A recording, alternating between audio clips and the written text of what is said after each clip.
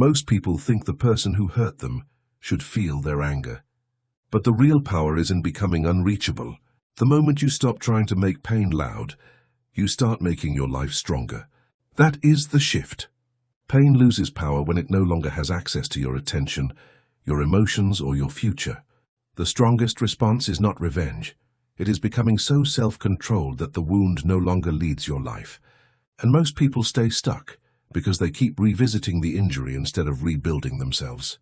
They keep staring at what broke them instead of becoming harder to break. But once you stop feeding the pain, it stops shaping you. And that is when the other person starts losing influence over your life without you ever needing to say a word. The first shift is to stop chasing closure from someone who created confusion in the first place. Approval versus self-respect. Reaction versus restraint. Closure becomes a trap when it turns into a demand for understanding from the very person who failed to protect you. And most people never realize how much emotional power they hand back by chasing answers that may never come. They keep returning to the person, hoping for a confession, a correction, or a moment of honesty that may never arrive. But Stoicism teaches something deeper. Dignity does not require a final confession, and peace does not depend on their explanation. The hidden cost of chasing closure is that you keep the wound alive by making them central to your inner life. Letting go of their version of the truth is often the first real victory. And the next shift is stronger. Remove access, not just emotion. The next shift is practical distance. Stop giving them access to your time, your thoughts, and your story. Access versus scarcity. Attention versus detachment. The person who hurt you loses influence when they no longer receive updates, emotional reactions, or repeated opportunities to stay inside your life.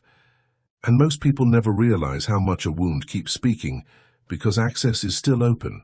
If you keep checking, asking, rereading, or revisiting, you are keeping the door unlocked. Stoicism teaches selective engagement, not emotional availability to everyone who once mattered. You do not have to keep feeding the presence of someone who already proved unworthy of your peace. The hidden cost of leaving access open is simple. The same person keeps shaping your mood long after they should have lost their seat in your life. Close the door quietly. Then your energy can finally return to construction. The next shift is to use the pain to build, not to perform. Collapse versus construction. Performance versus authenticity. The person who hurt you often expects visible damage, but what unnerves them most is seeing you become quieter, sharper, and more disciplined because of what happened. Most people never realize that private rebuilding is more powerful than public proving. Train, work, sleep, read, clean, focus. Let your life become the evidence. Stoicism teaches that Marcus Aurelius governed himself under pressure, and that is the model here, not emotional collapse, but inner command. The hidden cost of announcing your healing too early is that you spend energy on appearance before your foundation is strong. Real recovery does not need an audience. It needs repetition, and when your life begins to look more ordered, your silence starts to feel heavier than your words. The next shift is to stop replaying the betrayal like it still has authority. Memory versus mastery. Resentment versus freedom.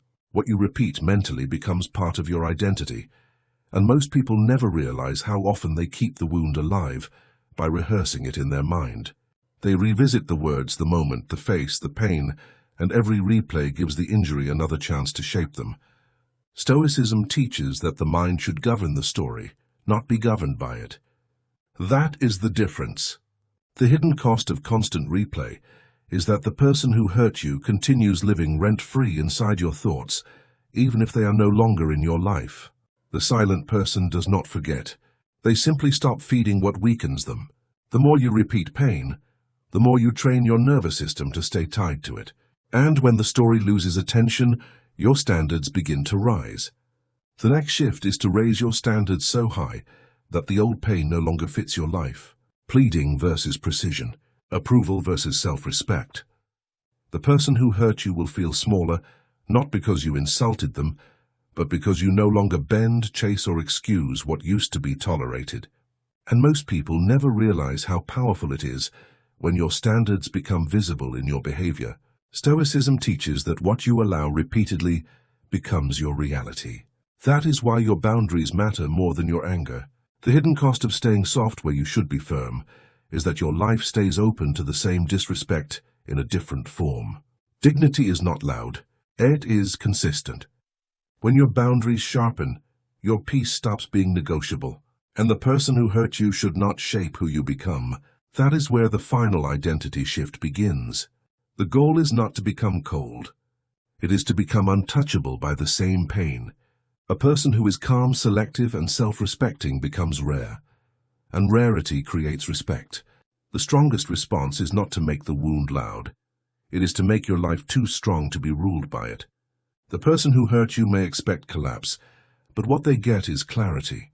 They may expect obsession, but what they get is distance. They may expect weakness, but what they meet is self-command. That is what changes everything. You are no longer built around the injury. You are built beyond it. Remember this. The person who hurt you becomes smaller the moment your life becomes bigger. If this spoke to you, comment what you need to release.